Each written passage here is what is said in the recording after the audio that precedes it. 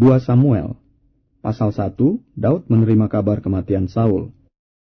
Setelah Saul mati dan ketika Daud kembali sesudah memukul kala orang Amalek dan tinggal 2 hari di Siklag, maka datanglah pada hari ketiga seorang dari tentara dari pihak Saul dengan pakaian terkoyak-koyak dan tanah di atas kepala.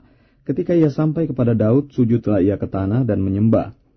Bertanyalah Daud kepadanya, "Dari manakah engkau?" Jawabnya kepadanya, "Aku lolos dari tentara Israel." Bertanyalah pula Daud kepadanya, "Apakah yang terjadi? Coba ceritakan kepadaku." Jawabnya, "Rakyat telah melarikan diri dari pertempuran. Bukan saja banyak dari rakyat yang gugur dan mati, tetapi Saul dan Yonatan anaknya juga sudah mati."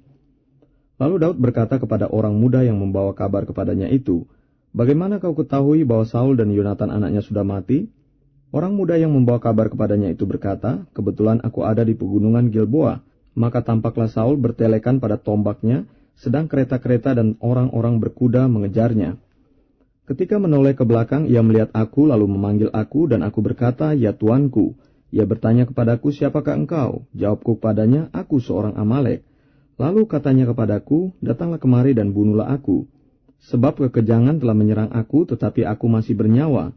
Aku datang ke dekatnya dan membunuh dia, sebab aku tahu ia tidak dapat hidup terus setelah jatuh. Aku mengambil jejamang yang ada di kepalanya dan gelang yang ada pada lengannya, dan inilah dia kubawa kepada tuanku." Lalu Daud memegang pakaiannya dan mengoyakkannya, dan semua orang yang bersama-sama dengan dia berbuat demikian juga. Dan mereka meratap, menangis, dan berpuasa sampai matahari terbenam karena Saul, karena Yonatan anaknya, karena umat Tuhan, dan karena kaum Israel, sebab mereka telah gugur oleh pedang. Kemudian bertanyalah Daud kepada orang muda yang membawa kabar itu kepadanya, "Asalmu dari mana?" Jawabnya, "Aku ini anak perantau orang Amalek." Kemudian berkatalah Daud kepadanya, "Bagaimana? Tidakkah engkau segan mengangkat tanganmu memusnahkan orang yang diurapi Tuhan?" Lalu Daud memanggil salah seorang dari anak buahnya dan berkata, "Kemari, paranglah dia." Orang itu memarangnya sehingga mati.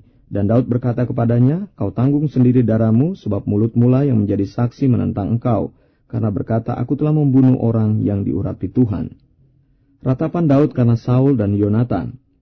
Daud menyanyikan nyanyian ratapan ini karena Saul dan Yonatan anaknya, dan ia memberi perintah untuk mengajarkan nyanyian ini kepada Bani Yehuda.